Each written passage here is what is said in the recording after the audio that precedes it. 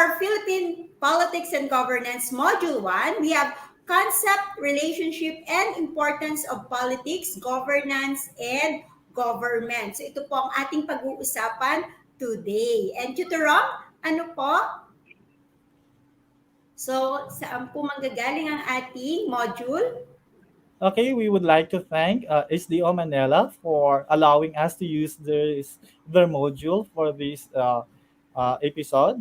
And we would also like to thank Dr. Maria Magdalena M. Lim for the superintendent, the school's division superintendent of Manila, as well as Mr. Raul F. Espinosa, the writer of the module. Maraming salamat po for allowing us to use your module.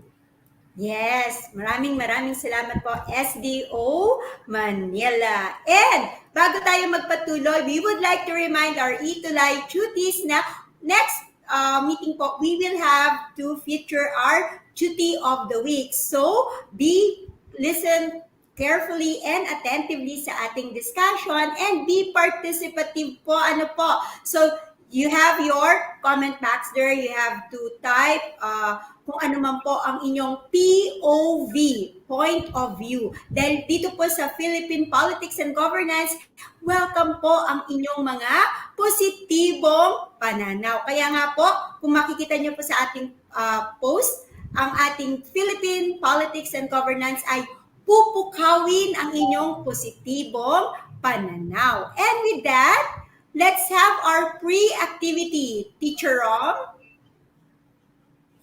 Okay, so our first activity is a pick two words. So we cuties will carefully read and analyze the two pictures to form a word or concept.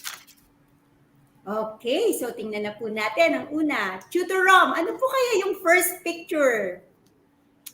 I think it seems like a politician, no? Parang nagpa-public speaking siya or nagka-campaign. No?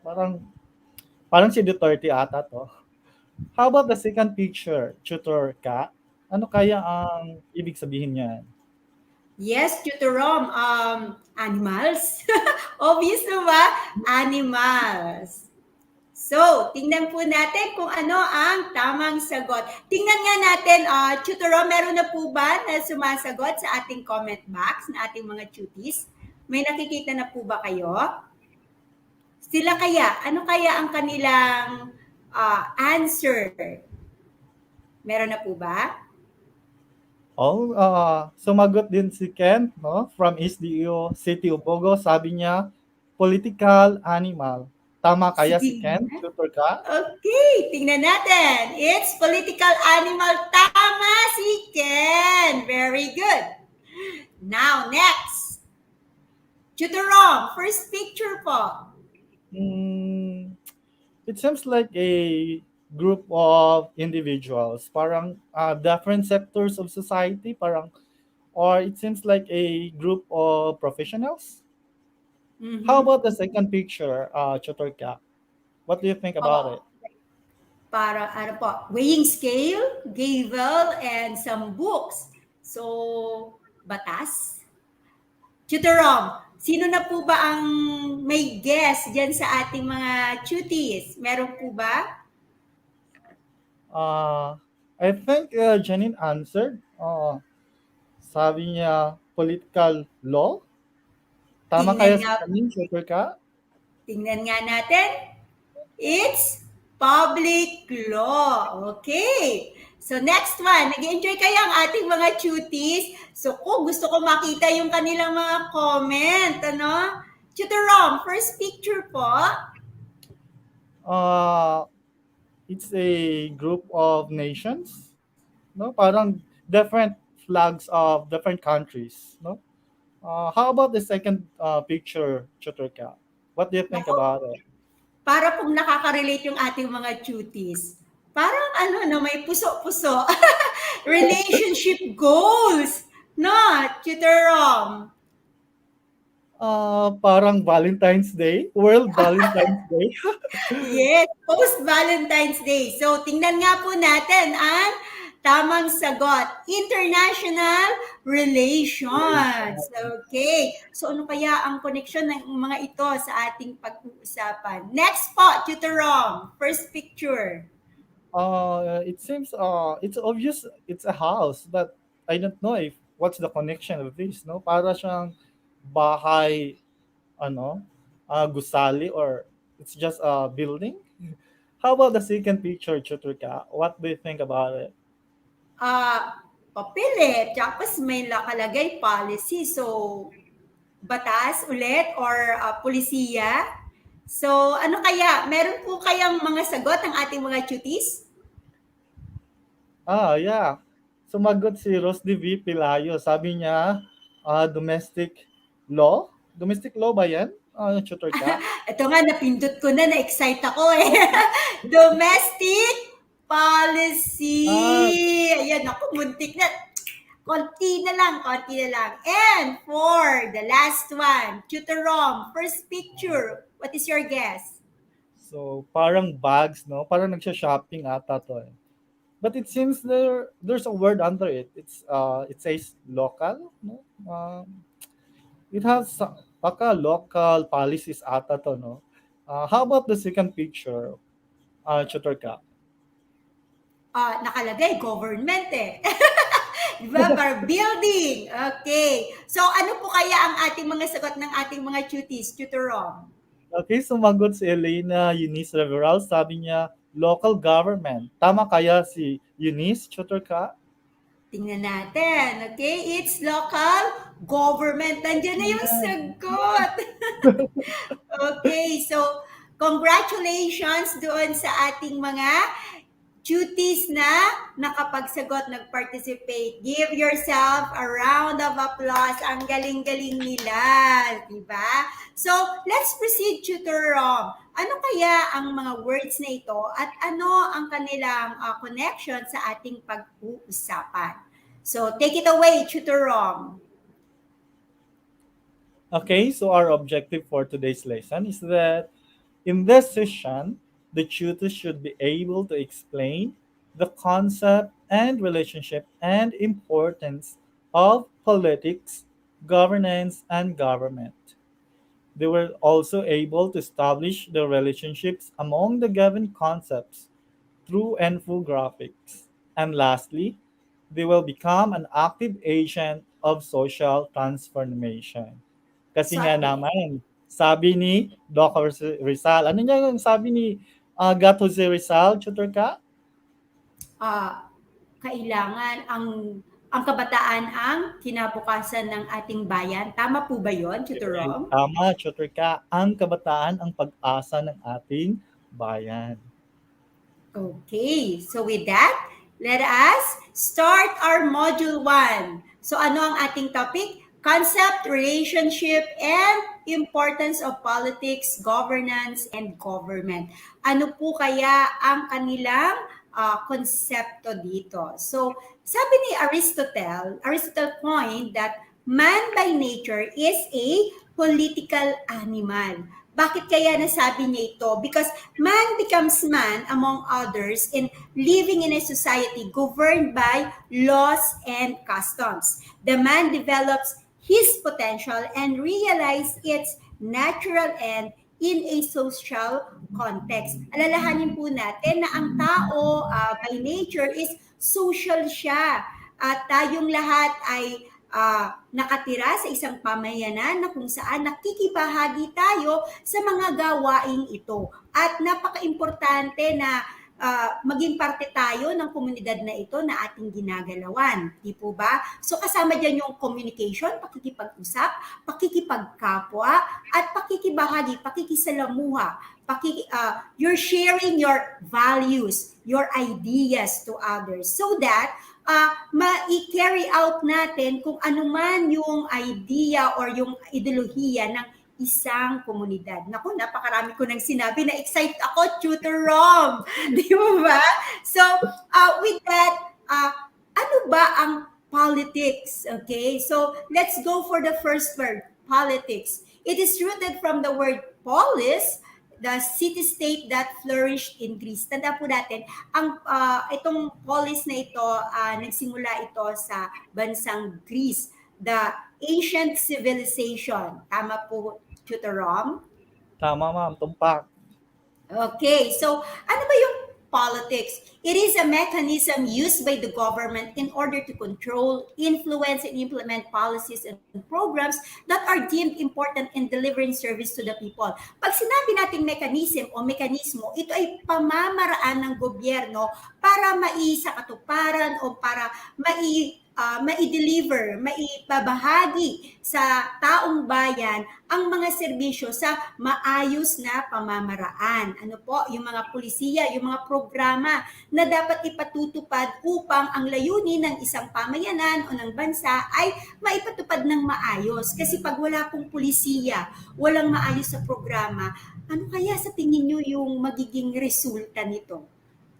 Ano kaya, mga cuties? Do you think there will be order in the society? Magiging maayos ba? Magiging matiwasay ba ang ating pamayanan? Kaya ang politika or politics, it is mechanism, pamamaraan po. Ano po?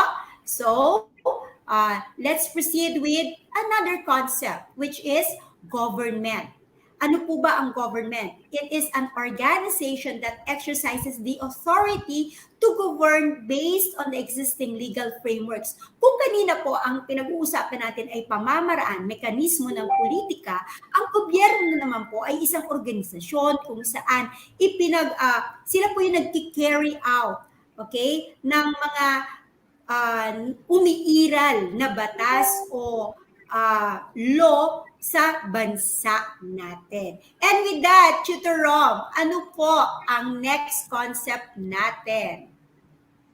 Okay, the next concept is governance. So governance refers to how the government manages the affairs of the state. So it goes beyond the ins and outs of running the government. So uh, it evaluates how the government implement its laws, create its laws, what are the government policies to be crafted, how the laws should be implemented or interpreted. So it involves all those aspects in the day-to-day affairs of the state. So it Okay. also refers to the efficiency of the government and its machineries, kung paano lahat nagpa-functions ng elements ng government. So, maybe we could ask our duties kung ano ang nila perception nila about governance, no? So kayo mga Okay, duties, so ano kaya ang governance? meron po bang sumagot, Tutor Rom? Sabi ni Paul Barro, sabi niya pagkokolekta daw ng buwis. Tama din, di ba? Because Yes, yes. very important. These are the lifeblood of our country, the lifeblood of the government. No, kung walang tax, wala tayong funds for the projects of our government. No, ano pa kaya? No, what else? Other aspects that relates to governance. Okay, so meron tayong domains of governance. Ano po ito, Tutor Rom? Okay, so pag sinabi nating domains, these are the different sectors that help in the different affairs of the state. No, so kasi ang governance, it's not a sole duty of a single element. No, kasi malawak ang interest ng governance, no, ng ating gobyerno. So it is played by different actors. No, so it is a highly participatory in managing the affairs of the government. So we have different players in governance. So first Okay. we have the state. So the state is the essential element in governance. It is considered as the principal actor that takes the lead in running the government. So para ito ang state ata ang nangungumulo sa atin, no? Siya ang nagle-lead kung paano natin ginagawa yung mga duties ng government. Okay? Uh, it has a police power that are necessary in providing security and delivering the basic needs of and services to the people. So yan ang state. So alam naman natin na may tatlong eminent or inherent powers ang state. We have the police power, we have the power of taxation, and power of eminent domain. Okay? So kaya dito natin maintindihan bakit kaya may curfew, no? Bakit kaya may curfew tuwing 11 o'clock in the evening. So, that is one power of the state, no? Kasi gusto niya na maprotektahan natin ang mga citizen o yung mga kabataan. So, that is an example of Yes. the power of the state, police power. Okay, Okay. another is that we have the local governments. Okay, so the structure of the government in the Philippines is that we have a centralized central government and we have the local governments. Okay, so the local governments composed of the cities, towns, or the municipalities and the provinces, no? Kasi naman, the local government is the venue for the airing out the grievances of our citizens. Kunwari, no, for example, there is a problem in a particular city, so they don't go to the national government where because they can only solve it in the local arena. So kaya may mga local government tayo. The next domain is the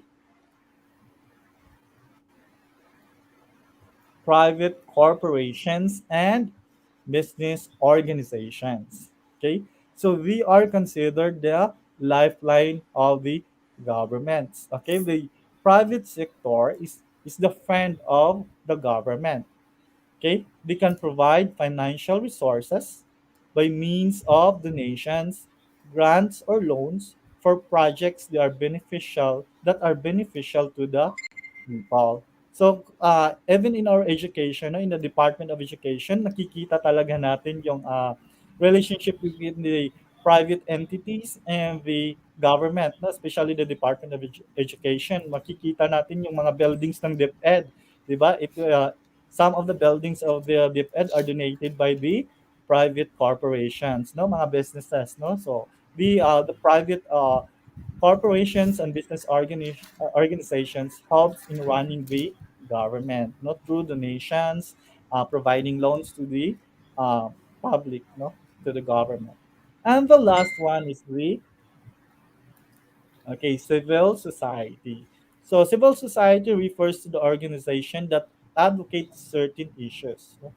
Hindi naman sa lahat kasi sa atin may boses, di ba? May mga marginalized sector na hindi naririnig yung mga boses nila. So these are the vulnerable sectors or third sectors because most of often they are disregarded or neglected. No, for example, the fisherman. No, so paano kaya maproprotektahan ang rights of the fishermen? So uh, that's why in our constitution in the structure of our government we have a party list system, no, in the House of the Representatives in order to represent these voiceless sectors, no.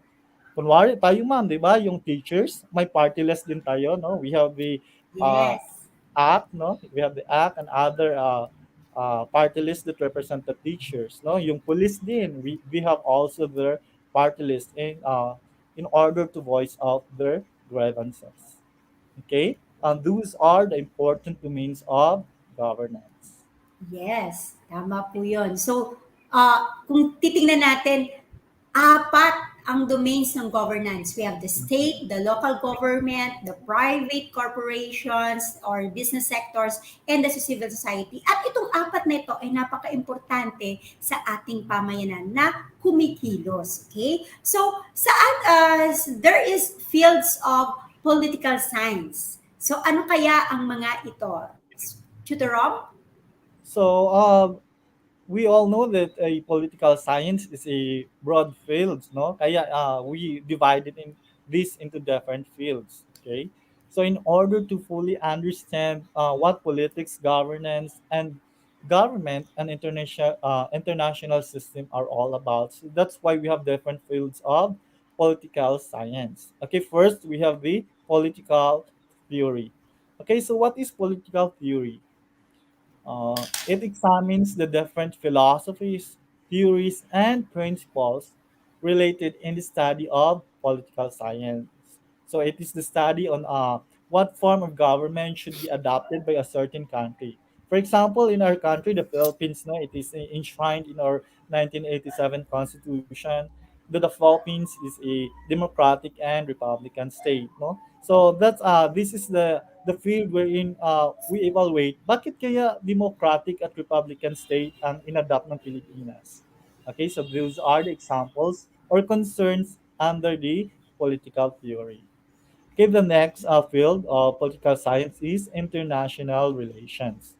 Okay, so it studies how states relate and interact by analyzing the foreign policy, economy, and other political and social structures that are deemed important in the relationship among nations.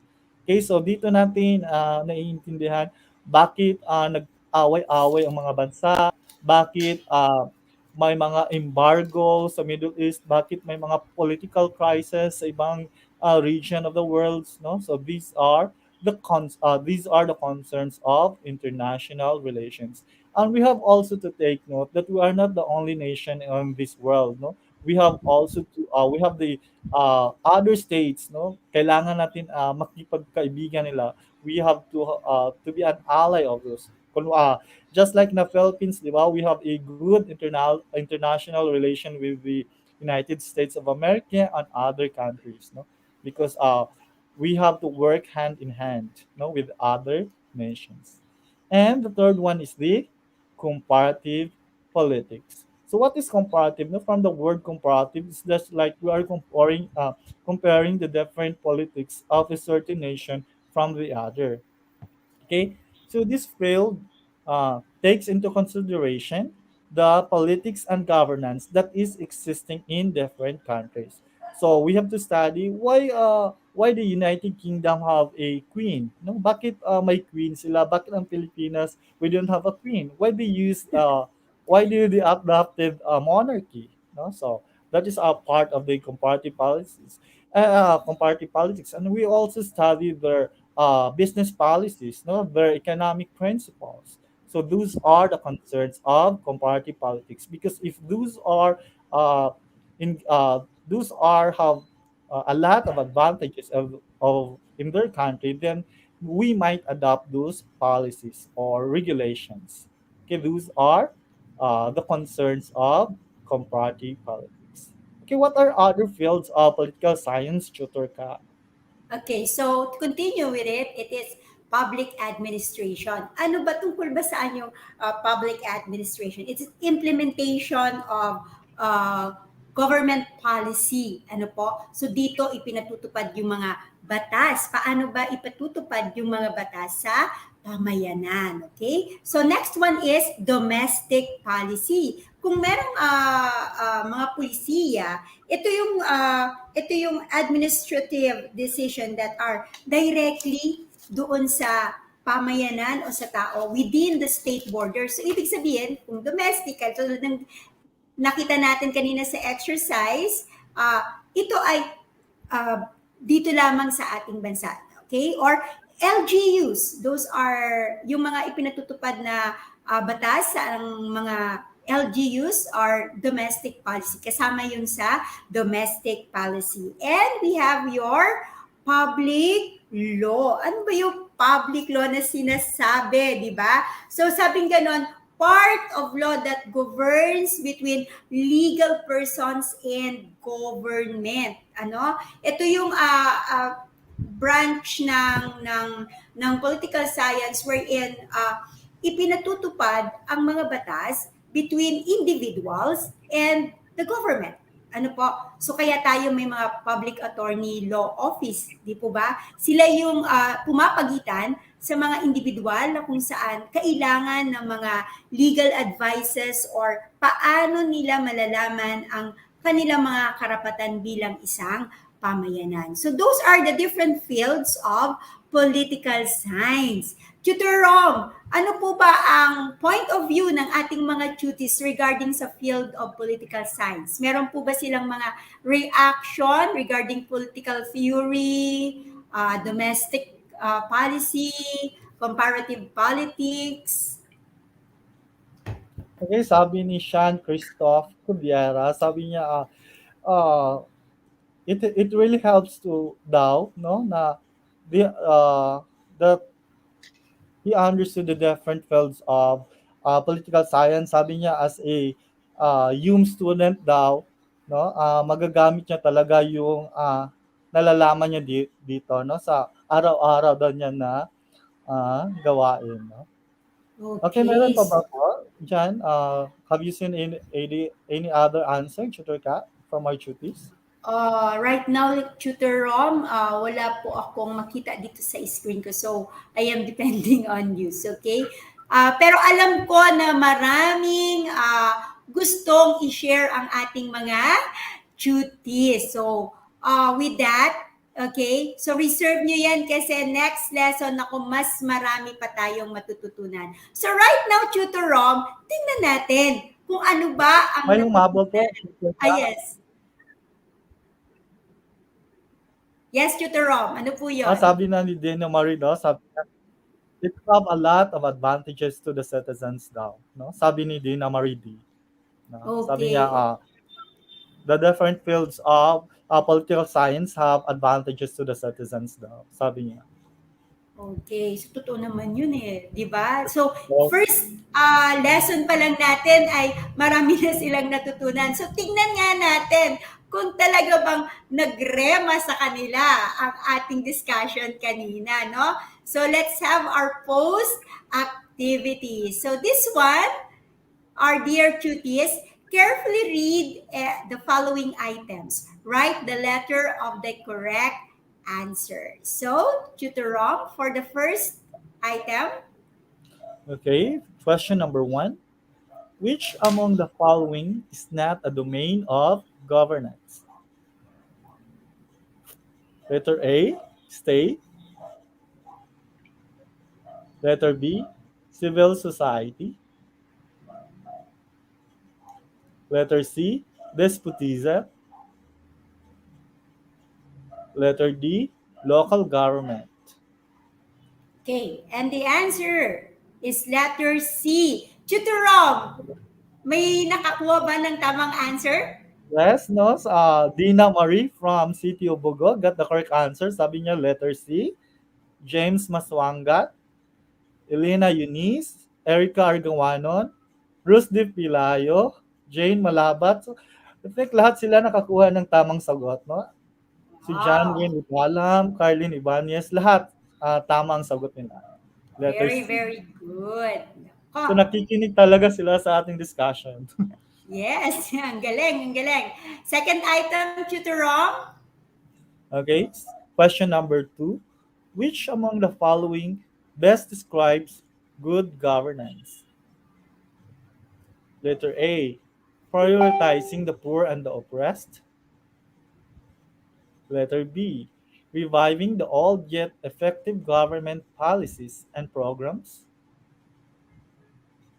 Letter C, allocating the resources of the government fairly and efficiently.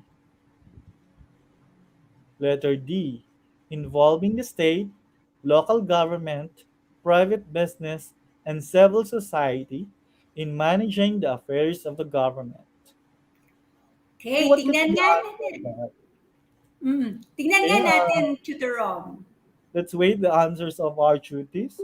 Sabi ni Elena Eunice, letter C, allocating the resources of the government fairly and efficiently. No? Sabi din ni Jane Malabat, letter C. Si Carlin, letter C.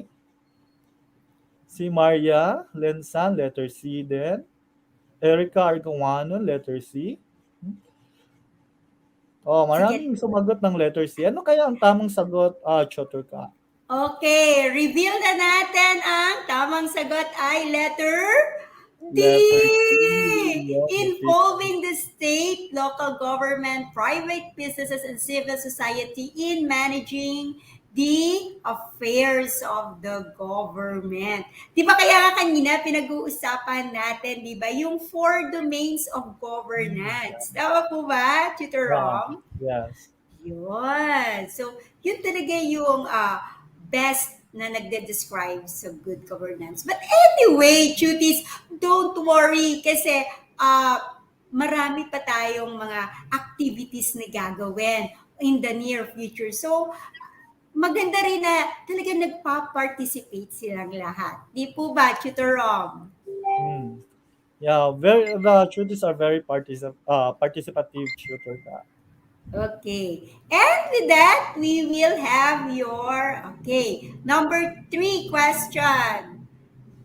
Okay, question number 3. Which of the following refers to the field of political science which takes into consideration the politics and governance that is existing in different countries? Letter A, international relations. Letter B, comparative politics. Letter C, domestic policy. Letter D, public administration. And the Okay, answer is Judith? letter B. Na-excite ako, sorry naman, Tutor Rob. Na-excite Okay ako. lang. Napindot ko kaagad. The answer is Okay. letter B. Meron po bang nakakuha? Okay, meron din naman nakakuha ng tamang sagot, no? Si Erica Argawanon, no? Pero karamihan ng sumagot letter A daw, international relations. Okay, but the correct answer is letter B. So nakakuha ng tamang sagot si Dina Mariel D. Sabi niya letter B. Okay. So with that, di ba, nakakataba naman ang puso, Tutor Rom, na talagang participative ang ating mga duties this afternoon.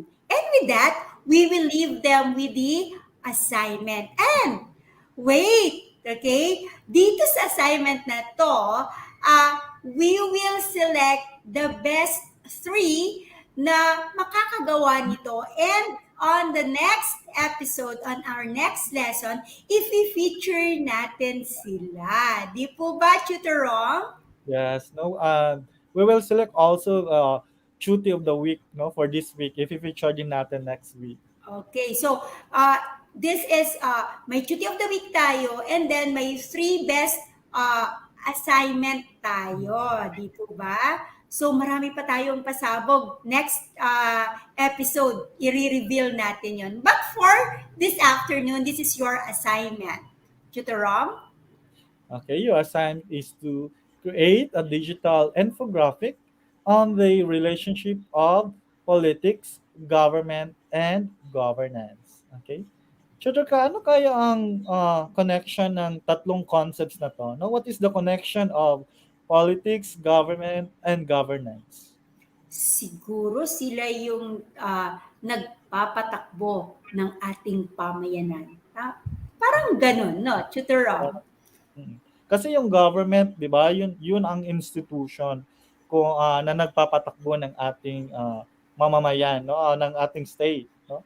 At saka yung governance, yun ang the process, no, kung paano nagpapatakbo ang pinapatakbo ang ating gobyerno. Okay? So parang connected lang talaga yung tatlong concept na to. No? So, Yes. tingnan natin kung paano i-present ng ating mga duties through infographics the different relationship of these 3 concepts. No? Abangan natin, no? Yes. Kung sino ang pinaka-creative, no? Sino ang may pinakamagandang presentation of the relationship of these 3 concepts. No? Excited Okay. for that week. Excited na rin ako. Next episode, next lesson natin, sino kaya, di po ba? But before we end our lesson for this afternoon, pa-shout out po sa mga ating mga duties from Valenzuela National High School. Yes, we have Malanday National High School, we have Malinta National High School, VP Trinidad National High School. Okay, so lahat po yan ay from the Division of Valenzuela. Yes, Tutor Rom, ikaw po, may Ako isa-shoutout din, po ba kayo? pa-shoutout for the City of Bugu Senior High School students. No? Good afternoon po. Pa-shoutout din sa Erica. Good afternoon po from City of Bugu Senior High School. No? With their school head, Dr. Ranolfo Lanyuhan, and their assistant school head, Dr. Norris Brehente. Their school's division superintendent, Mr. Roseller Hilig, and the different schools, senior high schools from schools division of City of Bugo. Okay, and with that, this is your Humanities and Social Sciences. Ayan po ang iba't ibang tutor for second SEM. And with that, we're saying, I am tutor ka, kaalaman, karunungan, kapaki-pakinabang sa iyong kinabukasan. Diyos mabalus po sa Indogabos. Tutor Rom? Okay, and this is Chotorom, nagsasabing, if you want to learn, just roam around. Okay, so daghang salamat kaninyong